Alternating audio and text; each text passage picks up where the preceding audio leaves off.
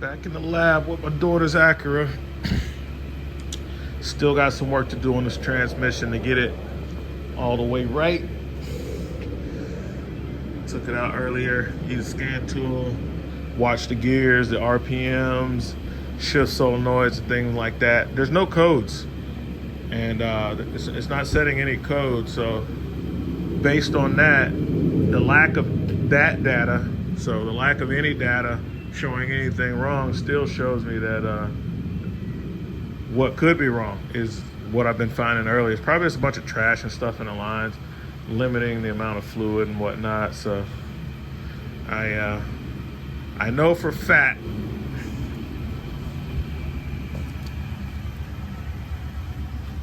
that this guy down here, that control solenoid way down there, I got one with the burgundy, one with the black. Those two solenoids on that low valve body. It has 3 screens in there that need to be cleaned out, much like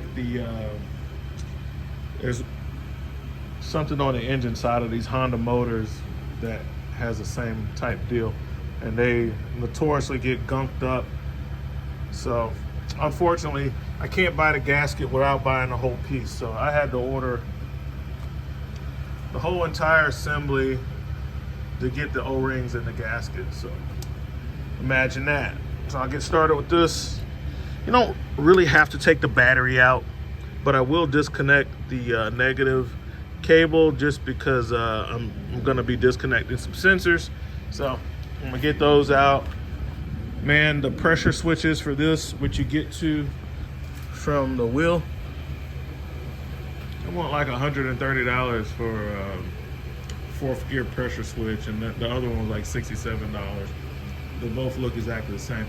Oh, well, they don't look exactly the same, but they look extremely similar. One of them's a different color. So, got to remove the air box to get to that. So I'll do that, and we'll come back. How it shows you the gears. I didn't even know that this was a 5-speed transmission until I hooked my scan tool up and started to look at the live data. So the shift points that I thought were where it was hard shifting, I thought it was between 3rd and 4th, but really it was actually 4th and 5th, and from 5th to 3rd on a downshift to do a passing maneuver. So very helpful settings. This is an old Autel. It's almost 2 years out of update. I haven't updated this in almost 2 years. It still works. I've heard some people post that if you don't update them, they don't work. They work. They work for the years up until the time you updated it. So the last update I did on this one was in 2021. So any vehicle that's a 2021 and older, I can work with, so long as the feature set hadn't been updated by the manufacturer, like my Chevy truck. It can see, drop down to 3rd. I smashed the gas, got up to 80 real quick. So what I had to do also before I looked at the live data, I had to do a transmission reset. So after you change things like pressure switches, solenoids, even the filter and the fluid, you need to let the TCM know that, so that it has learned to operate the best it could under the not so optimal conditions, and you want to reset that and change that. If you don't have a scan tool, there's a way you can do it with the key, clicking it on and off, holding down the gas pedal for 30 seconds, stuff like that. But it's just a lot easier just to use, for me, just to use a scan tool because I have one. If you don't have one, well, flip the key back and forth and hold the gas pedal down 30 seconds, then you can do the relearn procedure like that. But this is doing much better than when I first test drove it after the repair, because I had not reset the transmission, and which needed to be done. So this is doing really good. There's a valve body in there that I want to take out and clean because it has 3 screens in there. It's on the top from looking from the engine bay, it will appear to be on the top of the transmission. You know, these are in here kind of sideways, and but it's very accessible. It has 2 solenoids on it, and inside that valve body are 3 passageways, and those passageways have screens in them that need to be cleaned. All right. Remove the air box and the housing for it, and this is what we're getting after. This guy down here, which will be a lot easier. The solenoid goes way under this transmission mount, so I'll be removing the transmission mount. I also remove the dipstick to help kind of wiggle out the air box without having to remove the battery. It's not that big of a deal to remove the battery. You know, it's already disconnected. Just to give me more room and swing with the ratchet, I'm probably going to go ahead and remove the battery anyway. So I'll do that, get one of my floor jacks underneath the transmission, support that, put slight pressure on that. I'll remove this transmission mount, and I'll be back. All right, so with the battery tray removed, I wanted to be able to get a look at, you know, these leaks and what all is going on under here, because this transmission is leaking. And then it's real wet around here, and when I get under the bottom, I keep wiping it up and finding fluid, trying to determine where it's leaking from. But anyway, I could see that there's a bolt. There's some bolts under here for that motor mount that are on like the frame. So that's why I like to move stuff. I like to get a big picture. I can kind of see where these go all the way down. Shouldn't be too hard to get them out because of the leaks.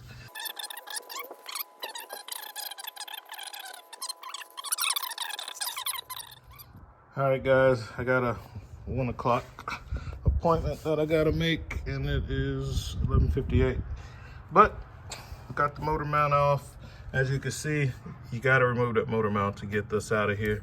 Don't even try to think you're gonna finesse it out. It's not worth it, bro. Just remove the motor mount. There are the 3 bolts. Motor mount was trash.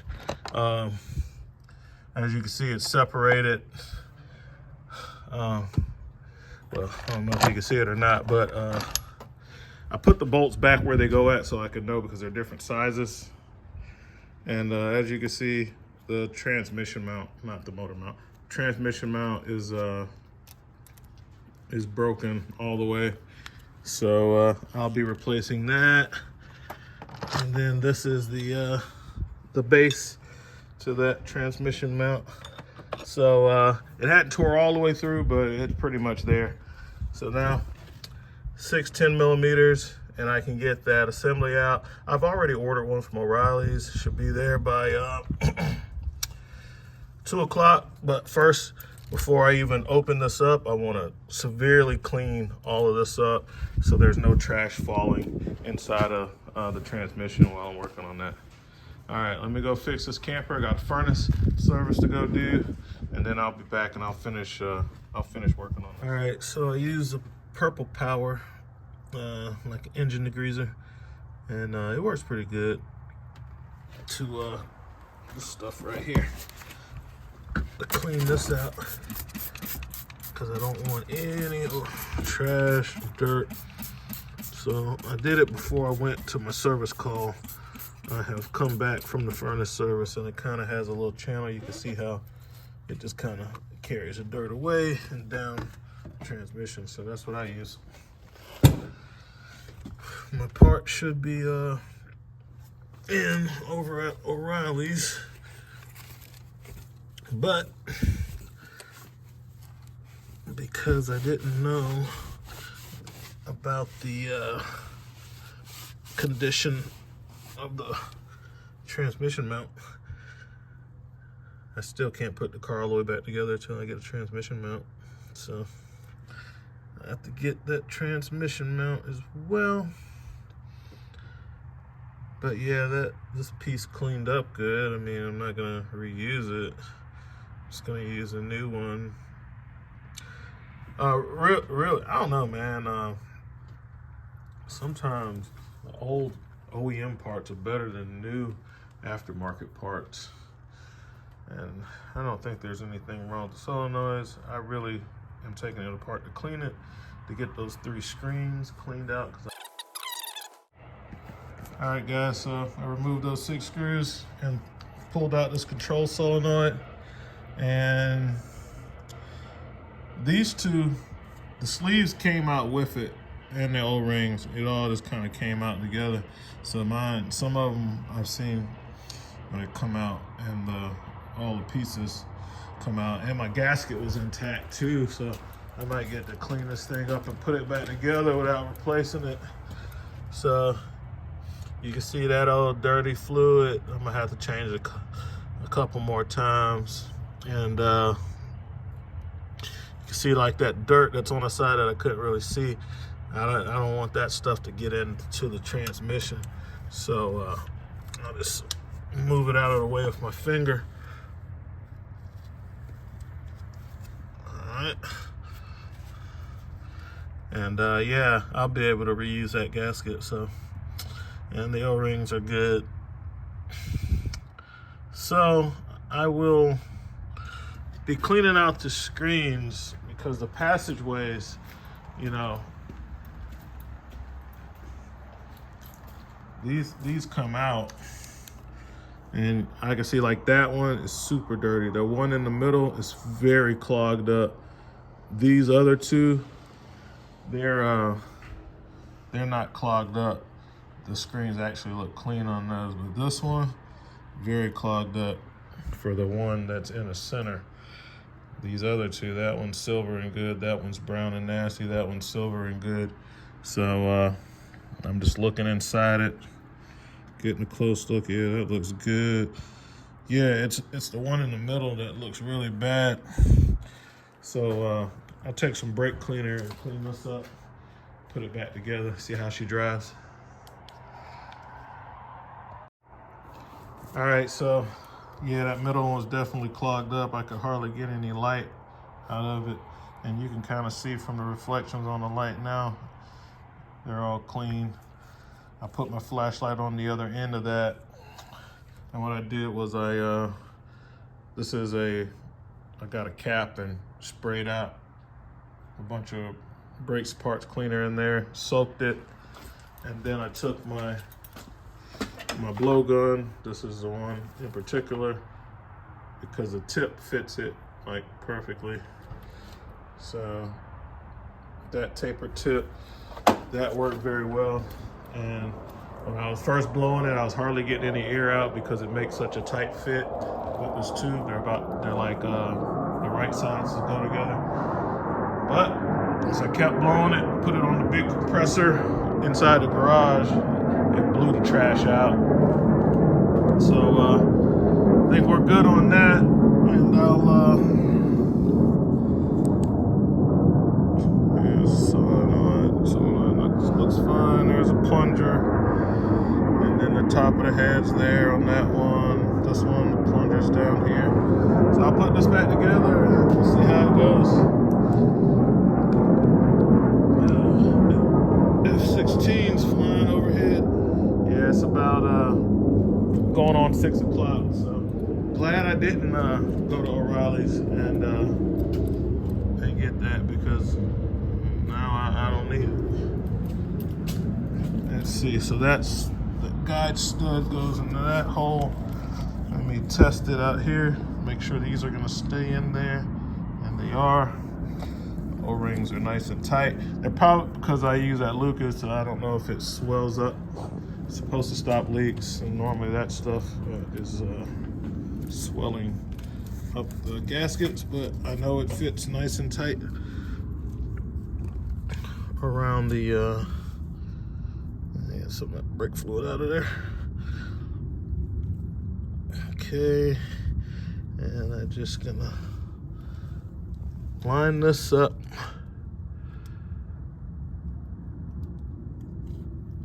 And just kind of to get it back in here. Should line up pretty good. Yep. Okay, that's it. That's back in. I'll put the 10 mils in there, which they are these little soft screws. So I'll make sure I do that by hand and go very easy on them. They were not very tight when I took them out. And then I'll put all this back together and take it for a test drive tomorrow. Only thing else that I'll probably be changing on this is the 3rd and 4th gear pressure switches. No, I'll get those from AutoZone tomorrow. All right, guys. Got the Acura sorted out. So that last fix is what did it. Those screens being clogged up and that that valve, that solenoid body, that control solenoid. You know, it's not the solenoids that's the problem. It's the trash that gets caught up in the screens for the passageway. Kind of like that banjo boat that was like so full of trash that you couldn't even hardly see light through, let alone get air through. The only reason the thing worked at all is because of such immense pressures of the transmission. So I got it parked over there. Took it for a test drive. It's all the way good. I didn't have to worry. I didn't have to change the pressure switches. That wasn't it. I knew about those screens. It's just that the gasket, they wouldn't sell me the gasket. So I'm glad that when I took it apart, the gasket was still good and I reused it and I didn't buy that $150 transmission control solenoid because I didn't need it. And the OEM solenoids are better than the aftermarket ones, and I just really wanted the gasket. So I'm gonna put my tools up, but yeah, the thing drives great, really fast, gets off the line quick, and you know, no issues whatsoever now that that last repair that I did. And I went ahead and of course I wouldn't put it back on with the compromised transmission mount. You have to take that off to get to the thing, like I showed you in the previous video. So I went ahead and changed that too. No need to show you me put it back together because it's the same way as it comes apart. So this thing is invaluable. Every time I have to do a job like that and I gotta have a lot of different nuts, bolts, and screws coming off, very helpful to have a nice tray where you can separate that stuff. This is another thing that was really good. This made it really easy to clean up all the transmission fluid that was all over the place. It did a great job. And of course the tools. What can we say about the tools? The tools are awesome. So let's look at the tools that I used. We had the Mac metric set. Used that. Snap-on mid-length metrics. We used the Snap-on 3/8 gun. We used the Tecton metric set. We used the Snap-on low profile set. You don't need that because it's hard to get. And then the Milwaukee ratchet, awesome. Breaking the hard stuff loose, like the bolts for that mount. Super low back drag of this helps out when the bolts get loose and I need to bring them back. So that worked out good. Use my old faithful Husky 14 millimeter ratcheting wrench for one of those bolts because I needed a straight wrench. It's nice to have like the knuckle savers and stuff like that, but sometimes you need a straight wrench because if it was offset, it can hit something else. It gets in the way. And in the position where I was at, I needed something to go straight at it, get straight on, and that was nice. If I had the metric, again, the mountain wrenches would have worked well too because of the way they're designed. They would have worked well too. But I needed a shorter wrench actually for that particular part. But if I had the mountain wrenches, they still would have worked because they're so long and I could have went above the inside. Use Mac Access 3/8 locking flex head for when I need to break something loose that's really tight, but this guy won't fit in there, and that happens a lot. So a lot of times I need the leverage, but I don't have the room for this one, so I have to use that. Most of my 1/4 inch work was done with this snap-on hard handle, and I started off with my F80, and then I finished the reassembly using this new snap-on 100 tooth count, putting the stuff back together. I put it right in the service, which is normally what I do. When I buy tools, I end up using them the same day, oftentimes. Had this Mac USA 1/4 inch extension that I use. Other than that, the snap-on tray, my mechanic's gloves, couple lights, that's it. So, it's cold out here. I'm going to be putting my tools back up. That's the home for the 100 guys. I got my 100 tooth ratchets over here in the space that I cleaned out.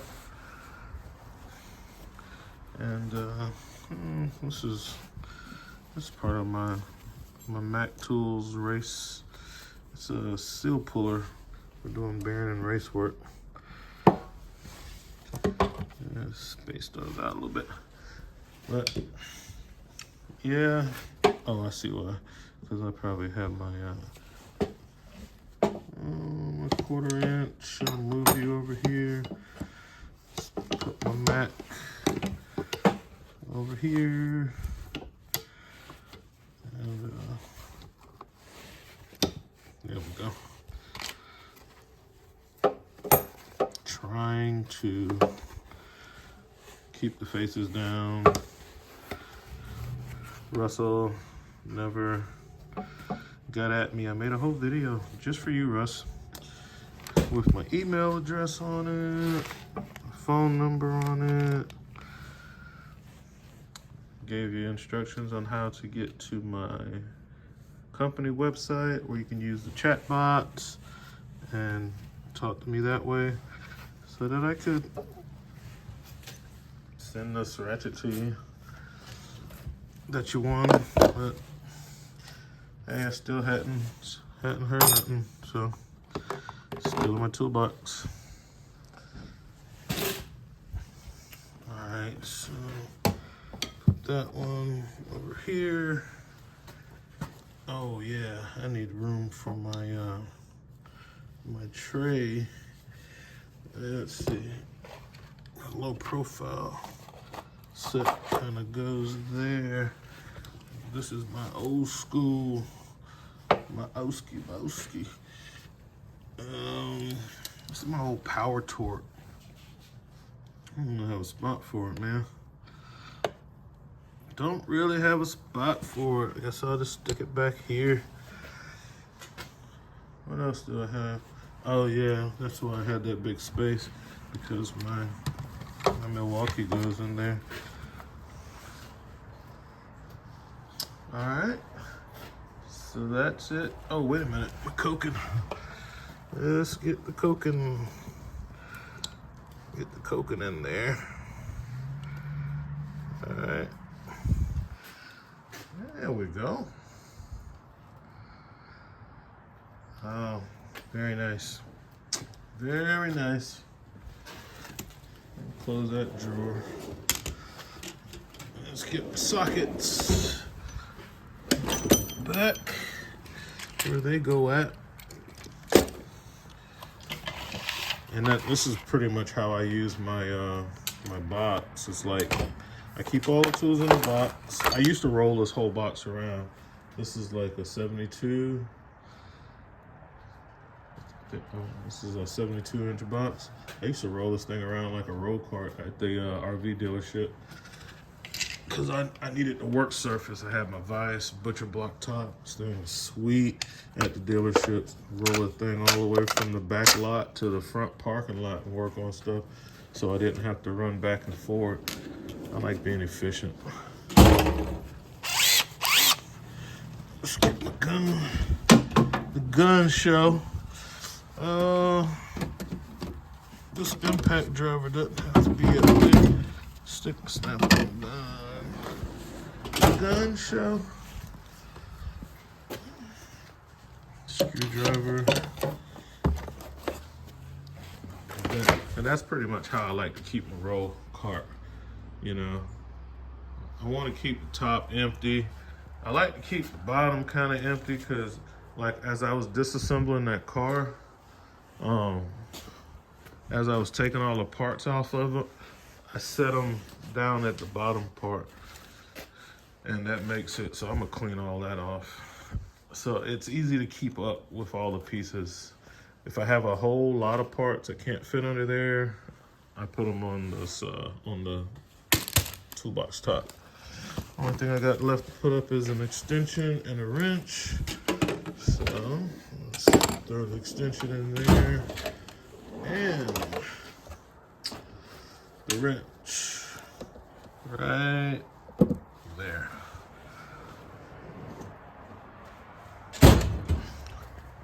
All right, guys, that's it. Now I can get my truck, get out of here.